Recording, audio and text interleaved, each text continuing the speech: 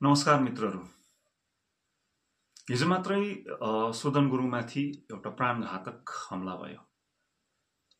यस्तो हमला पहाडको निम्ति नयाँ पटक्कै होइन, किनभने पहाडलाई यो सब घटनाहरूको आदत छ।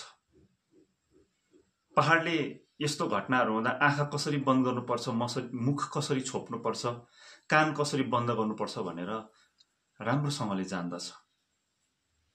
जसरी पहाडले मदन तामाङ हत्याकाण्ड हुँदा मुख छोप्यो, आँखा बन्द गर्यो, कान बन्द गर्यो, सिके प्रधानको दिन दहाडे गोली हानेर हत्या हुँदा पहाडले आँखा बन्द गर्यो, कान बन्द गर्यो, मुख बन्द गर्यो, त्यसरी नै के अब सुदन गुरुङमाथि भएको यो जानलेवा हमलाको विरुद्धमा पनि नबोल्ने, नदेखेको जस्तो गर्ने, नसुनेको जस्तो गर्ने?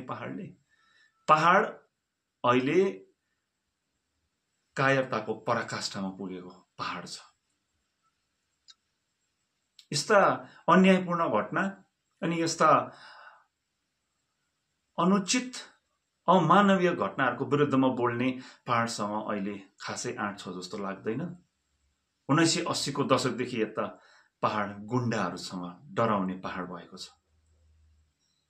हाल फिलहाल मात्र यस्ता छुटफुटको घटनाहरू भयो।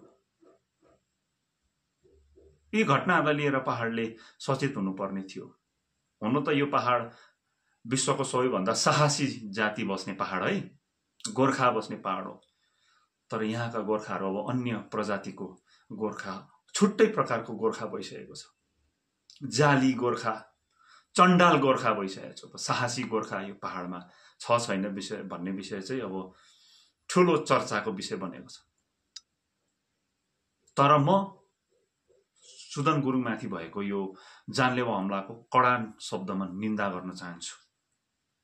अनि प्रशासन अनि बङ्गालको जुन चाहिँ कानुन व्यवस्थालाई म आग्रह गर्न चाहन्छु, यो सुदन गुरुङमाथि भएको हमला चाहिँ मदन तामाङको जस्तो अनि सिके प्रधान लगायत अन्य प्रकाश थिङदेखिको लिएर अन्य हत्याहरू जुन भयो, त्यसमाथि जुन चाहिँ खेलाइँचीपना भएको छ, त्यसमाथि जुन प्रकारको अनदेखा भएको छ, त्यस्तो नहोस् भन्न चाहन्छु।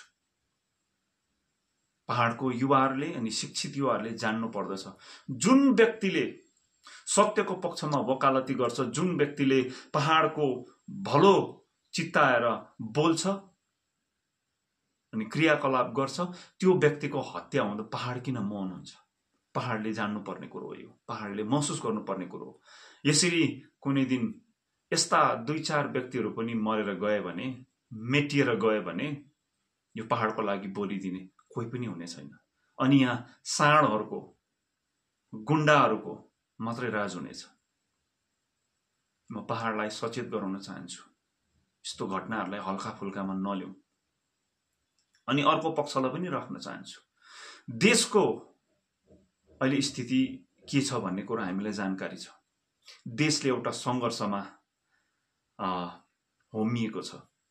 अनि यो 4वटा अन्तर्राष्ट्रिय सिमाना भएको ठाउँमा यो सुदन गुरुङमाथि हमला गरेर, सुदन गुरुङको हत्या गरेर यहाँ कतै विदेशी शक्तिहरूले अराजकता ल्याउने होइन, यहाँनिर राजनीतिक अस्थिरता ल्याएर त्यसको फाइदा उठाउने, त्यो राजनीतिक अस्थिरतालाई देशको विरुद्धमा प्रयोग गर्ने षड्यन्त्र त होइन? हुनै सक्छ, नत्र भने यस्तो स्थितिमा यो नहुनु पर्ने हो। या त अर्को कुरो के हुन सक्छ भने यहाँको राजनीतिक फेरबदलको निम्ति, यहाँ राजनीतिक होइन, रातोरात राजनीतिक फेरबदल गराउनको निम्ति त यो हत्याको प्रयास भएको होइन? हुनै सक्छ। यस कारणले गर्दा पुलिस प्रशासनलाई म आग्रह गर्न चाहन्छु, यसको भित्रसम्म गएर यसको षड्यन्त्रकारी अनि त्यो षड्यन्त्रलाई सडकसम्म ल्याउने, सुदन गुरुङसम्म ल्याइ पुर्याउने त्यो हत्यारालाई चाहिँ अब खोज्नु पर्यो कुनै पनि हालतमा। सुदन गुरुङको निम्ति होइन, विक्रमादिको निम्ति होइन, गोर्खाको निम्ति होइन, राष्ट्रको निम्ति। किनभने राष्ट्रलाई यस्तो आइपरेको बेलामा यस्तो संवेदनशील क्षेत्रमा यो प्रकारको घटना, यो प्रकारको दुष्प्रयास गरिन्छ भने त्यो राष्ट्रिय सुरक्षाको निम्ति ठिक होइन। यहाँ राजनीतिक अस्थिरता ल्याउने प्रयास हुँदैछ।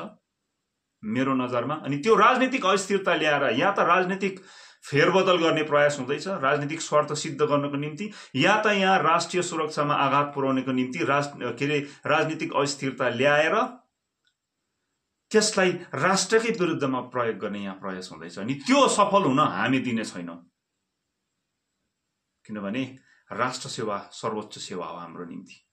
हामी चाहन्छौँ पुलिस प्रशासनले यसको गम्भीरतापूर्ण तरिकाले चाहिँ जाँच गर्नुपर्छ, चाँडैभन्दा चाँडै दोषीलाई पक्राउ गरेको हुनुपर्छ राष्ट्रको निम्ति। यहाँ कुनै प्रकारको राजनीतिक अस्थिरता आउन हामी दिने छैनौँ। अनि सुदन गुरुङले न्याय पाएको हुनुपर्छ।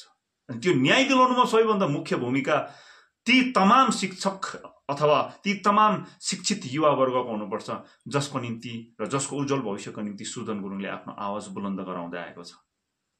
मित्रहरू, यस्ता आवाजहरूलाई दबिन नदिउँ, किनभने यो आवाजहरू कुनै व्यक्तिको होइन, यो समाजको आवाज हो, यो सम्प्रदायको आवाज हो, अनि यो राष्ट्रको आवाज हो। जय हिन्द।